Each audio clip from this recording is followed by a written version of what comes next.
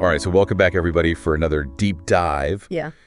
And today, we are going to be looking at something pretty interesting. Okay. We have a Korean text, and it compares Steve Jobs and Tim Cook to Harry Potter characters. Wow, okay. So, yeah, it's interesting. Pretty wild, huh? Yeah.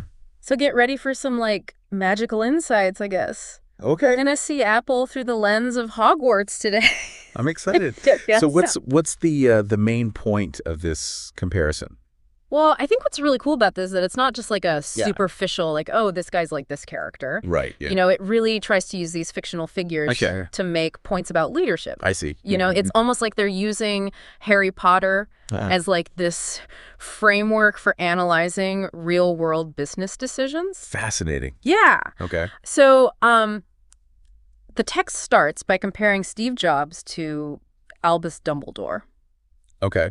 And I mean, for anyone who maybe needs a quick Hogwarts refresher here, Dumbledore, he's like the ultimate wise leader, right? Yeah. The headmaster of Hogwarts, super powerful, known for his strategic thinking, and of course, guiding the fight against Voldemort. Big shoes to fill, for sure. So they're saying Jobs is like Dumbledore? Well, they're saying that Dumbledore wasn't just a CEO. Right. He was a leader. Okay. Who shaped an entire industry.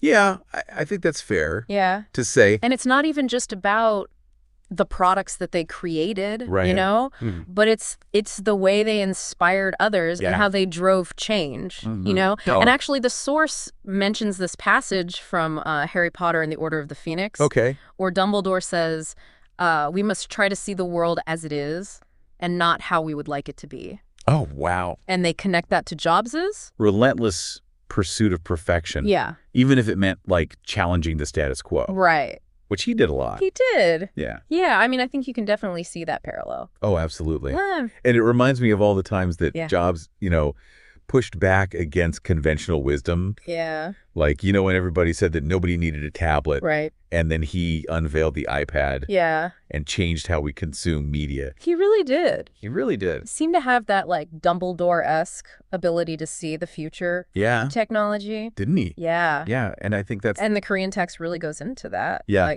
Highlighting that Jobs' vision wasn't just about the technology itself, but about how it would impact people's lives. They even compare some of Apple's marketing campaigns, the famous Think Different ads, to Dumbledore's rallying speeches in times of crisis. Oh, that's a good point. Both were masters of persuasion, able to inspire and mobilize people towards a common goal.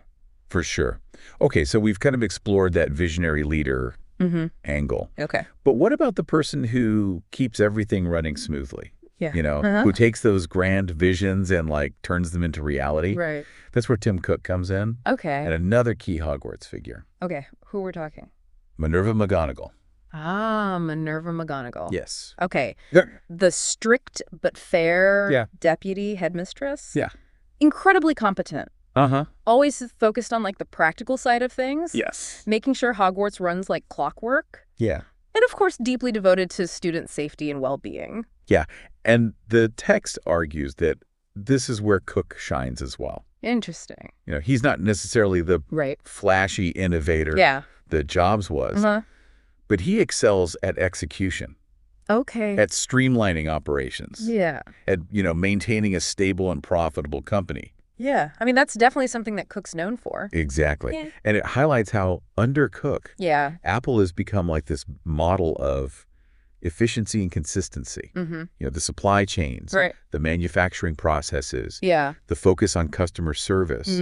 It's all about making sure that the vision, the products, the overall experience are flawlessly delivered. Yeah, I can see that. Yeah. And the source even compares Cook's emphasis on employee well-being and diversity initiatives to McGonagall's fierce protectiveness of her students. Interesting. Yeah. I mean, I think that's a really clever way to frame it. It's interesting how they use these characters, not just as like superficial comparisons, but as a way to analyze deeper aspects of leadership. I agree. Yeah. So looking at it through this lens, do you think these analogies like hold up? I do. Do they really give us new insights into Jobs and Cook?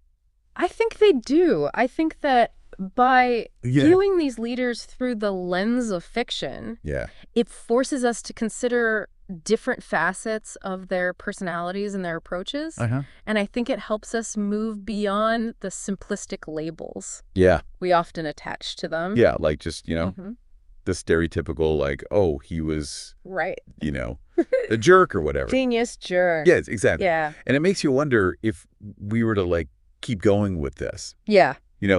Who else in the tech world could be seen through, like, a Harry Potter lens? Right. Who would be like the Snape. Yeah, exactly. Who would be Hagrid? Yeah, who would be Hagrid? Who would be like a Lucius Malfoy? Yeah. Or a Bellatrix? Voldemort. Voldemort, yeah. Which characters would best represent other tech leaders and why?